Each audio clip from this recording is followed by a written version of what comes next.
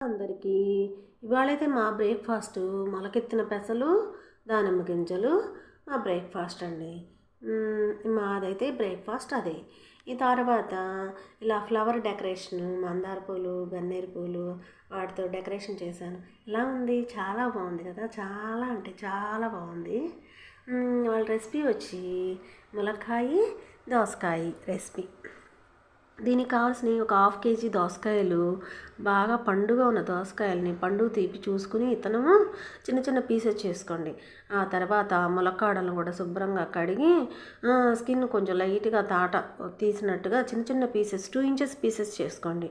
ఈ రెండు కలిపి పోపు తాలింపు పెట్టుకుని మినపప్పు, ఆవాలు, కరివేపాకు అన్నీ వేసి ఎండుమిర్చి లేకుండా అండి తాలింపు వేసేసి దానిలో ఇవి వేసేసేయండి. వేసేసి ఇంకా ఉప్పు పసుపు వేయండి.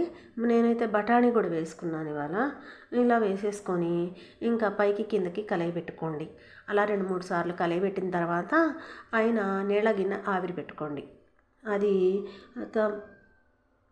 మీడియం ఫ్లేమ్ కంటే కూడా తక్కువగా మంట పెట్టుకోండి. తర్వాత దాదాపు ఈ కర్రీ వచ్చి సిమ్ మీద పెడతాం కదా, 1/2 hour పడుతుంది. ఇప్పుడు అలా సింగిల్ డ్రాప్ పడుతూ చిన్నగా కర్రీ మగ్గిపోతుంది. ఆ తర్వాత వచ్చి దీనిలో ఇంకా కారము, ఇంకా అవిసె గింజలు, ఫ్లాక్స్ సీడ్స్, నువ్వులు, పీనట్స్, ఎండు కొబ్బరి, అట్లా కారము అన్నీ వేసి ఫ్లాక్స్ సీడ్స్ మటుకు ఇవన్నీ పీనట్స్ ఇవన్నీ చేసిన 2 tablespoons వేసుకున్నానండి.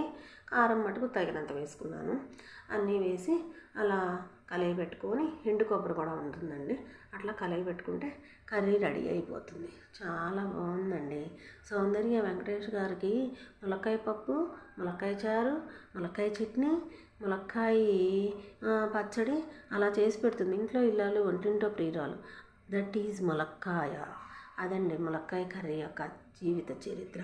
అంత ఫేమస్ కాకపోతే సౌందర్య గారు 10 రకాలు ఎందుకు పెడుతుందండి వెంకటేష్ గారికి? అలా చూసుకుని ములక్కాడను మన ఆహారంలో ఒక అంతర్భాగంగా ఇలా వండుకోండి. ఈ గ్రేవీ వల్ల చాలా బాగుంటుంది. ఈ ఫ్లాక్స్ సీడ్స్ వల్ల గ్రేవీ వస్తుంది. దానివల్ల టేస్ట్ చాలా అదిరిపోతుంది.